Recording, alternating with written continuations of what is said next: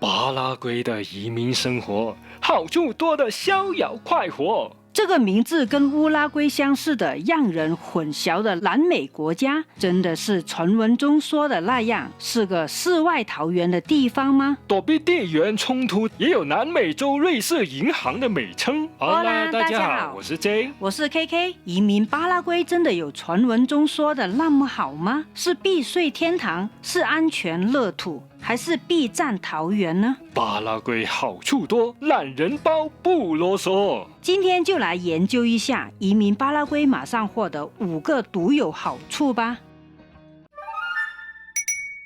在移民圈声名在外的巴拉圭，除了低成本移民、快速拿护照这些宣传关键字之外，最经常被人提起的事情就是避税天堂这个优点啊。这可是个实实在在的好处呀！在巴拉圭，缴税这件事不会让人感觉头疼，可能还有一种税务自由的快感哦。对啊，据我们从各方了解到的资料显示，巴拉圭是采取属地税制，只会对在巴拉圭境内赚的钱征税。也就是说，如果你的收入是在巴拉圭境外，那就能100%免税咯。税单交白卷，赚钱不内卷。那本地收入要课税多少呢？居住多长时间会成为税务居民呢？每年停留时间超过120天，就会被视为税务居民。即使如此，本地收入税率最高也只是10%，远低于邻居巴西、阿根廷的税率哦。有听说过阿根廷素有税收地狱的称号哦。有些阿根廷人为了避税或存钱，就会把钱运到巴拉圭投资房地产。正所谓三军未动，粮草先行嘛。近年来阿根廷的货币汇率波动那么大，多点准备是没错啦。那么这些境外资金通过银行转账到巴拉圭的账户，需要课税吗？分文不收，所以在巴拉圭境外有定期收入的话，就非常有优势了。例如远距工作者、网上做生意、炒股票或者退休人士，赚到钱以后，再用合法方式汇款到巴拉圭，都是不会被课税哦。看来除了瑞士银行之外，巴拉圭也是个隐士小金库啊。根据目前巴拉圭宪法，居民银行账户资料是受到严格保护，连巴拉圭当局都无权查看，也不会把资料分享给第三方。这意味着资金存放在这里，不会被无法预料的政治因素或者压力影响哦。换句话说，如果想要一个不被老大哥盯着看的财务避风港，巴拉圭就是一个选择了哦。Yes, no big brother in 巴拉圭。巴拉圭对于财产保护可以说是相当硬核了，这里的政府干预很少，而且巴拉圭的银行没有与国际银行机构合作，一直保持对银行资讯高度保密，存钱到这里就像是存在地下保险箱那样让人放心啊。对呀，安心很重要啊。在移民前了解得更深入，那就更让人放心啊。我们可以谈谈日常开支方面的增值税吗？作为税务天堂的巴拉圭，这方面又如何呢？聊到这里，就要介绍一下巴拉圭最著名的3个10税收制度了。听起来好像很厉害的样子耶。在巴拉圭税收的规则非常简单，无论是增值税、个人所得税、营业收入税，都是相同的税率，只有10%。越简单的税收制度，就意味着交易成本会越低，是多赢的局面啊！而且3个10也简单好记，对外国投资者挺有吸引力的呀。是啊，对于外国企业来说，真是爽度满分啦！在这里开公司，赚到的头4万美元，只需要交10%，之后的收入税还会降到8%，至于分红嘛，就只有5%。原来进入巴拉圭就会自动开启避税懒人包，把征税搞得像化缘一样。在这方面，巴拉圭会不会太佛心了啦？巴拉圭之所以能够成为宜居热门地，当然不只是靠这一招了。生活成本低也是显而易见的好处之一啊。对呀，无论是哪个生活方式，这里的开支要低于欧美或者是一些亚洲城市的水准哦。但就日常生活来说，根据 Number 的数据，一顿便餐只要4美金，2人到餐厅用餐也就20左右。水电、瓦斯、网络这些基本所需居，每月大约60；三房公寓每月租金大约500至700，一房就更便宜了，200至400都应该能找得到。对于是每个月有固定外国收入的朋友，例如退休人士，就很有吸引力啦。一个4人家庭每月1500美元，生活品质就能轻松升级为黄金，或者人均400美元左右，也就会有不错的生活，再加上几百块的房租，整体来说可能比厄瓜多的生活开支还要便宜20%。但好像听说租房不太容易，会有很多要求吗？巴拉圭的房东通常都喜欢外国租客，认为他们收入更稳定，交租更准时，所以这方面不用太担心。但在租屋之前了解清楚也是很有必要的哦。对啊，例如合约期限、押金要多少，有没有管理费等等。对于房东而言很多会针对外国人提供灵活的租赁方式，短租3个月或者6个月都可以。押金方面通常是1至2个月，较新的公寓可能会要求多一点，而较旧的建筑押金就可能低一点。那如果想长期住，例如1-2年那样子行不行呢？当然可以了，只要你够多金，没有办不成的事了。真的是有金万事足嘛。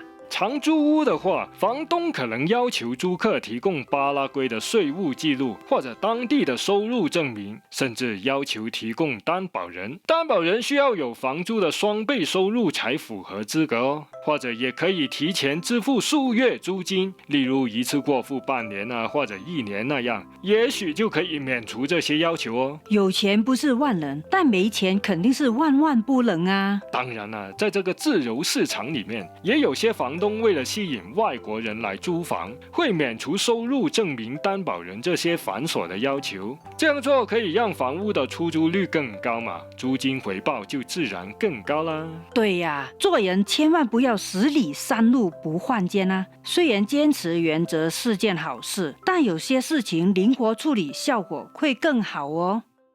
但是生活成本光是便宜也不足够啊，还要有安全的环境才称得上是安乐窝啊。巴拉圭治安方面又如何呢？巴拉圭的治安状况在南美洲可是有口皆碑啦。当搜寻拉丁美洲安全指数排行榜、全球和平指数这些资料的话，就会发现巴拉圭长期以来都是名列前茅，仅次于阿根廷、乌拉圭、智利这些邻居，在南美洲称得上是安全居住的乐土啊。我也听说治安挺好的，但到底是怎么好呢？哪方面好？为什么会好呢？在南美洲治安好不好，很大程度是因为黑帮，例如我们目前所在的厄瓜多就深受其害了。是啊，厄瓜多总统与黑帮宣战，全力打击，也难以短时间内解决问题啊。而在巴拉圭却是另一个故事。来到之后，你会感觉大部分地区都挺安全，尤其是城市中心区域。虽然当地也有一些黑帮活动，但基本上都属于帮派之间的友好互动交流。还有一个原因就是巴拉圭不是主要的走货路线，所以黑帮活动对当地的影响不太大咯。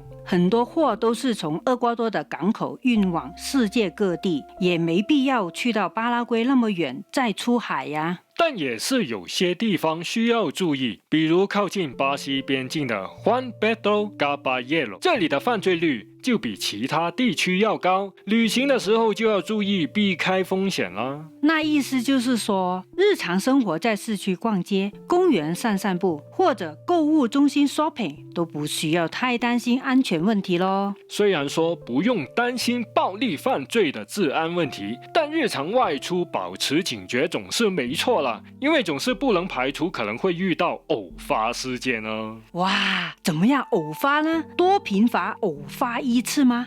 例如醉酒路人胡言乱语找你麻烦，小偷小摸抢手机之类的事件啊。哦，原来是这样，这些问题全世界都有啦。总之保持低调财不露眼总是没错。还有就是听说巴拉圭好像是可以合法持枪哦，这样的话会不会增加额外风险呢？是的，在巴拉圭是可以合法拥有枪支，年满22岁的居民通过申请就可以获得持枪许可证，允许在家或者车内拥有枪支，但仅限于防御目的。那就是说，如果是在家里有坏人入侵打劫，就可以合法使用武器保护自己咯。对，可以用于自卫，但不能在公共场合携带武器。那要怎么申请呢？要不要参加培训班呢？获得枪支许可并不复杂，购买枪支后大约30天内就可以获得基本持枪许可证，而且许多枪支店都会提供协助帮助你申请。当然也要准备无犯罪记录证明啊、身份证这些文件啊，填好必要的表格。那就是说我去商场买枪，然后提出申请，等一段时间就可以合法拥有咯，感觉很简单嘛。是的，但如果是想更进一步，要在公共场所合法带枪的话，那难度就高得多了。拥有这个权限的人，通常都是从事保全工作的专业人士。这个携带武器许可证是要经过更严格的申请审核，还有心理评估的医学证明。所以，如果只是一般的枪支爱好者，申请一般许可证就足够了。巴拉圭像是南美的秘密花园，虽然少了些现代化奢华，但多了份质朴和安全感。欢迎留言说说对移民的想法，或者分享你的经验状况哦。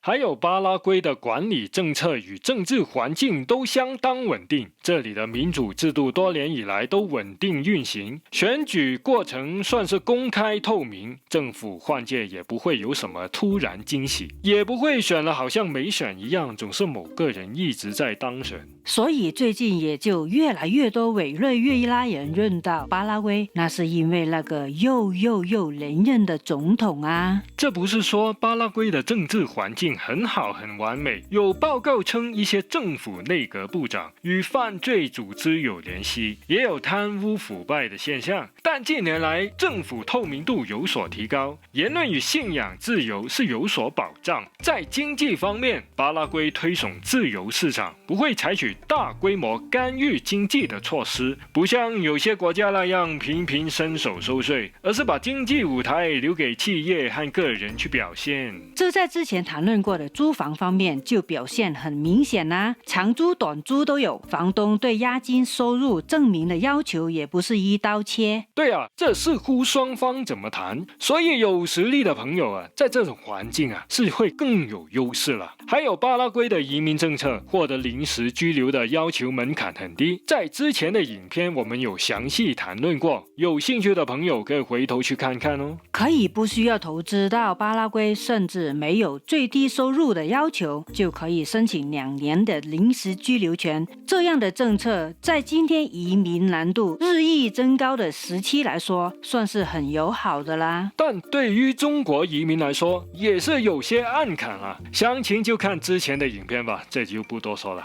这边环境这么稳定，税率又这么低，我有个想法，不知道行不行呢？愿闻其详。我们可以在巴拉圭发展养生经济，开一家养生院，种花养草，还可以邀请大家来体验一下不烦心、不操心的生活，呼吸自在的空气，听起来不错吧？那这跟民宿啊、青年旅社、Airbnb 有什么区别呢？更养生嘛。好吧，确实是个不错的概念，但为什么巴拉圭可以成为养生的好地方呢？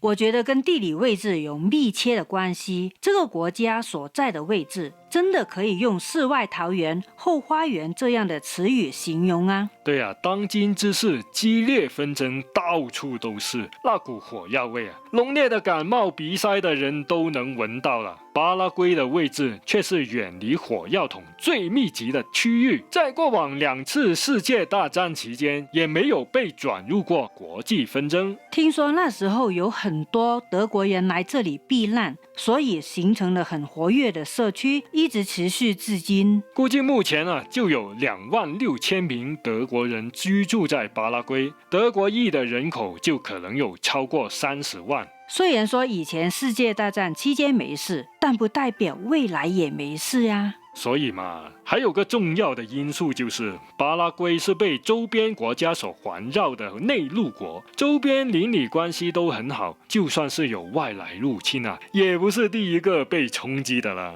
这才是后花园真正的意思嘛！在这里可以安心享受阳光与自然，远离那些烦人的国际冲突与地缘政治的问题啊。但如果战争真的是一触即发，秩序肯定会受到影响，特别是那些国际货运贸易。那巴拉圭在能源、食物方面都能自给自足吗？这些啊，你放心就好了。巴拉圭有南美洲最大的淡水水源，几乎所有电力供应都是再生能源，足以供应全国所需，还有盈余出口赚点零花钱呢。巴拉圭更是农业发达的国家，这里的气候土地很适合大规模种植农产品，是大豆、玉米、小麦的出口国，肉类的品质也是很优秀啦。虽然不如邻居阿根廷的牛排那么远近驰名，但本地货性价比都很高，而且供应充足，所以这方面啊不用担心啊。